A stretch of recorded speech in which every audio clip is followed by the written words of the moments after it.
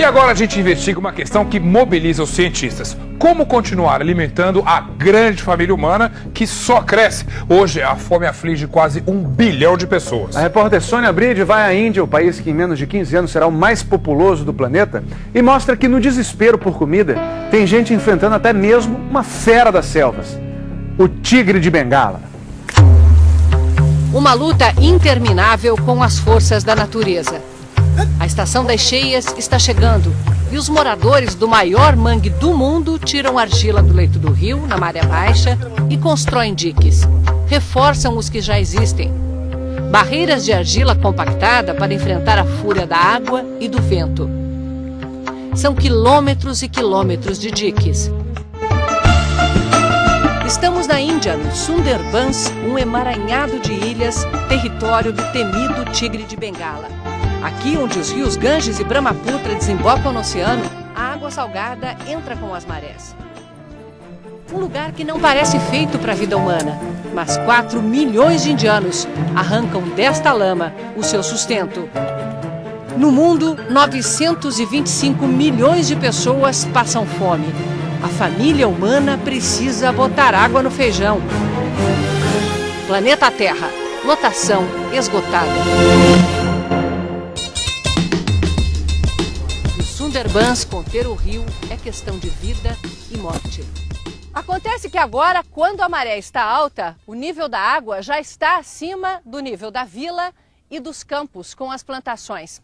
Quando chegam as monções, as chuvas fortes, vêm também as tempestades. E se durante essas tempestades o dique for rompido, a água salgada do rio pode invadir os campos e matar todas as plantações. Isso significa um ano inteiro de fome pela frente. Porque aqui nessa parte do mundo, quem não tem o que colher, também não tem o que comer. No ano passado, um tufão fez a água transbordar para dentro desta vila como uma onda gigante. A mulher conta que nunca viu nada igual. Uma sobrinha correu com o filho no colo procurando abrigo, mas foi derrubada pela água, que levou o bebê. Quando a enchente baixou, deixou a terra com tanto sal que poucos pés brotaram na lavoura de feijão, a principal fonte de proteína aqui. O camponês se pergunta: como vai alimentar os filhos se a ilha toda foi afetada e os vizinhos e amigos também estão contando os grãos? Aqui a gente não tem dinheiro, não pode comprar comida no mercado, diz a mulher. Minha sorte é que tenho só 2 filhos. 2 filhos é o lema do Programa de Planejamento Familiar do governo para conter o crescimento populacional no país que tem 1 bilhão e 200 milhões de habitantes, numa área que é menos da metade da brasileira. É a maior concentração de pobres do mundo. A maioria dos indianos depende do que planta para comer. 3 de cada 4 comem menos do que precisariam para ter uma vida saudável. E até 2025, a Índia terá ultrapassado a China e será o país mais populoso da Terra. Do outro lado do mundo, o maior problema de saúde pública é comida demais. Um norte-americano consome em média o dobro de calorias a que um indiano tem acesso. Mais da metade da população dos Estados Unidos está acima do peso e engordando cada vez mais. A relação deles com a comida é bem ilustrada neste buffet em Las Vegas. Por apenas $30, o equivalente a menos de R$60, a pessoa pode, num espaço de 24 horas, comer em qualquer restaurante da rede. Comer o que quiser e quanto quiser. O resultado é que elas acabam comendo mais do que precisam, em média 1,5 kg por refeição. Quase 5 quilos ao final das 24 horas, em café da manhã, almoço e jantar e lanchinho nos intervalos. Os números só desse buffet são assustadores. 100 metros de balcão de comida, consumo diário de 250 quilos de purê de batata, 1.500 ovos, 300 quilos de carne só no balcão de grelhados, 600 quilos de pata de caranguejo. O chefe diz que é um desafio preparar toneladas de comida por dia. Quero saber se as pessoas deixam comida no prato e ele confirma. 300 a 400 quilos vão para o lixo todos os dias. A fome que aflige 1 em cada 7 humanos não é por falta de alimentos. A fome é resultado da pobreza e da desigualdade e da miséria, não é um problema de produção. produção mundial de alimentos ainda dá conta e evoluiu. No Brasil, mega empresas agrícolas mudaram a paisagem do campo. Plantamos e colhemos com uma eficiência que não era nem sonhada há 2 gerações. Nelson Vígolo, 200 mil hectares de terra plantadas em Mato Grosso, imagina o que diria o avô, pequeno agricultor do Sul, diante dessa grandiosidade. Ah, mas eu ia falar, ô bando de louco! A loucura começou com o avanço sobre o Cerrado e a Amazônia. A terra ocupada para agricultura e pecuária no Brasil mais do que dobrou em 40 anos. Mecanização, os defensivos agrícolas e fertilizantes, melhores sementes, multiplicaram a produtividade. Foi a Revolução Verde brasileira. De onde há 30 anos eram colhidos 1.700 quilos de grãos, hoje saem mais de 7 toneladas, 4 vezes mais na mesma área. Aqui as colheitadeiras levam a soja e outras máquinas já vêm atrás plantando milho. Em vez de uma safra, 2 por ano, porque o ciclo entre o plantio e a colheita ficou menor. Um constante crescimento de produtividade em cima da mesma área, sem novas aberturas diárias, né?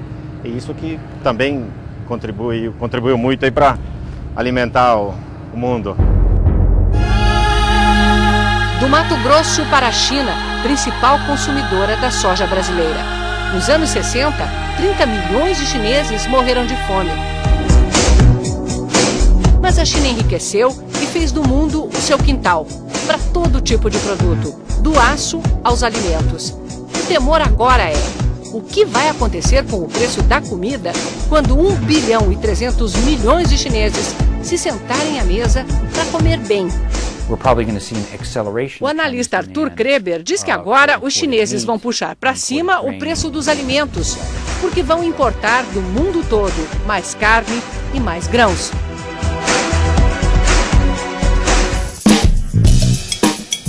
O consumo sobe em vários países em desenvolvimento e a população continua crescendo. Até 2050 seremos 9 bilhões, o que significa alimentar 3 a mais, contando 1 bilhão que passa fome.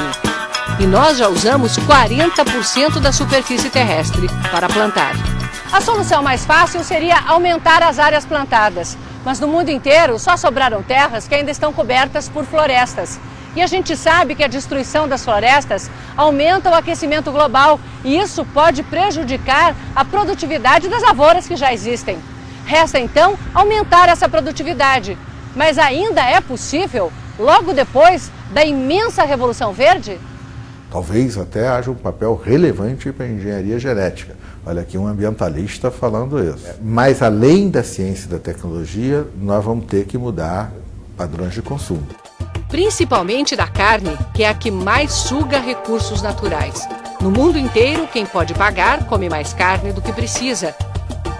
Mas a produção pode ficar mais eficiente também.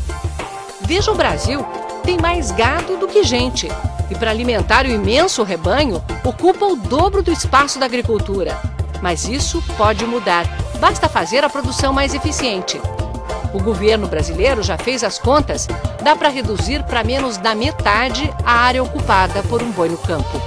Porque acho que hoje o problema não é técnico, quer dizer, hoje em dia é mais um querer fazer. Com o que se sabe, melhoramento genético, boas pastagens e manejo. Poderíamos hoje, com a mesma área da pecuária, ou dobrar ou triplicar a produção. E diminuir a pressão sobre as florestas que são derrubadas para o gado entrar. E ainda aumentar o espaço para a lavoura. Mas também é preciso incentivar a produção local. Mais de 70% da alimentação do brasileiro vem da agricultura familiar, em média. De volta aos Sundarbans, lugar onde com frequência a lavoura não produz, as redes voltam quase vazias, mesmo que as mulheres raspem o leito lamacento do rio. Suzanta Mondal, pai de 2 meninos, entrou na floresta para tentar pegar caranguejos. A mulher tentou impedi-lo. Conta que num sonho a deusa da floresta avisou do perigo, mas a família precisava comer. Mondal ainda estava no barco quando o tigre atacou. Virou a embarcação. Durante 25 minutos, ele lutou contra o maior felino do mundo. Não sabe como conseguiu escapar. Ficou semanas entre a vida e a morte.